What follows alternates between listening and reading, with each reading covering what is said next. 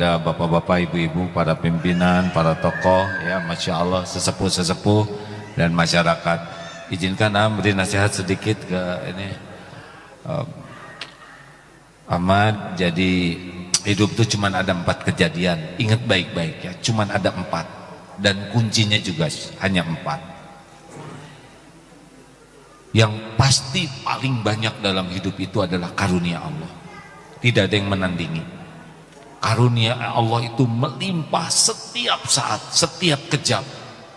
Kalau fokus saja kepada karunia Allah dan syukur, masya Allah, itu akan nikmat hidup ini, akan bertambah banyak. Nikmat itu tidak datang dengan banyak keinginan, nikmat itu ternikmati dengan banyak syukur dan ditambah karena banyak syukur. Maka tenggelamkan diri ini dalam syukur dan tidak jadi syukur ahli syukur tapi syakur. Tahu kan bedanya syukur dengan syakur? Kalau syukur biasanya hanya bahagia dalam kesenangan. Kalau syakur bahagia dalam apapun yang terjadi. Seperti kata Pak Kang Emil tadi, sebetulnya kepahitan juga banyak nikmat di sana dalam kepahitan. Makanya kalau rumah tangga ini selalu bersyukur, tidak akan pernah kekurangan apa-apa. Menderita tuh bukan kurang karunia, menderita tuh pasti karena kurang syukur. Dari Allah setiap saat nikmat melimpah. 2, akan diberikan oleh Allah bisyai, sedikit saja musibah. Jadi antara nikmat dengan musibah sangat tidak sebanding. Kepahitan itu sedikit. Dan kuncinya adalah tadi kata Kang Emil, sabar ya, apalagi dalam rumah tangga. Cuma pilihan buat lelaki adalah sabar tiada akhir, STA ya, karena kalau tidak STA pasti GTA, galau tiada akhir, atau liwai ya.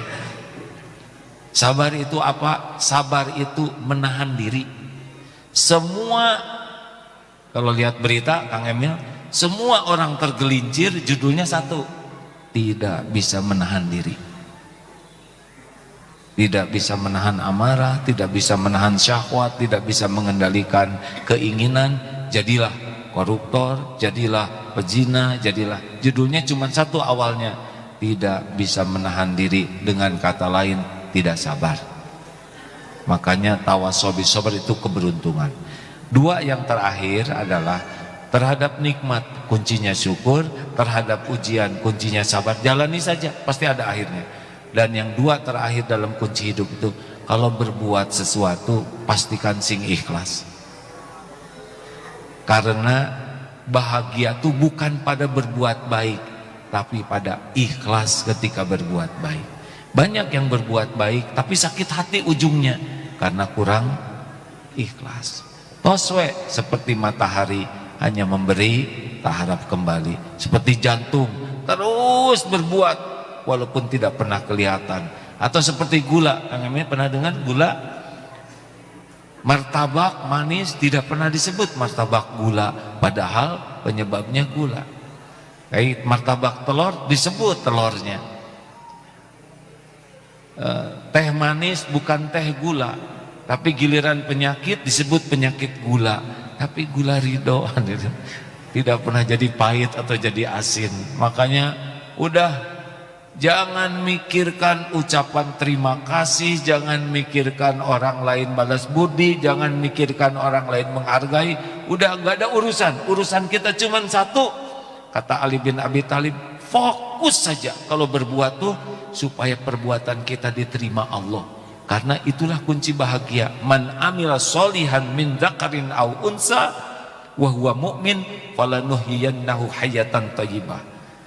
Jadi kata Kang Emil tadi, ibadah yang itu dalilnya An-Nahl 97. Coba bisa dihafalkan kan? Amal soleh lah sebetulnya yang membuat bahagia. Dan amal soleh itu kuncinya adalah ikhlas dan benar.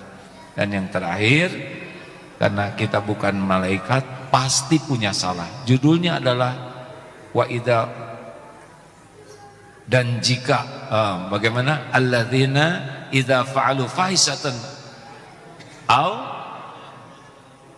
Dan jika berbuat salah, keji dan segala zakarullah, segeralah ingat Allah, fastaghfiru lidzunubihim, dan minta ampun. Makin cepat minta ampun sebetulnya makin selamat. Tidak mungkin tanpa salah. Jadi banjiri saja hari-hari itu dengan air mata tobat, semuanya akan ditolong oleh Allah. Diberi nikmat segera bersyukur, giliran ada ujian jalannya aja dengan sabar, tahan diri, nanti selesai kok. Dan ketika kita berbuat baik, pastikan sing ikhlas. Dan kalau tergelincir dalam hal apapun, segera tobat, segera minta maaf.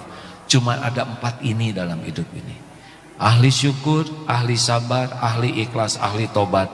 Insya Allah akan dapat yang terbaik. Titip Geria ya, saya nangisnya sudah berhari-hari ya, udah rada sedih terus. Tadi lagi Geria nge-WA, derdoin nangis. Barusan kenapa saya sedih sekali, karena udah puncaknya tanggung jawab. Dan sekarang titipkan ke Ahmad, pesannya cuma satu, jadikan Geria jadi ahli surga supaya bisa berjumpa dengan Allah. Lakukan apapun yang membuat Geria jadi ahli surga, karena itulah kebahagiaan hakiki.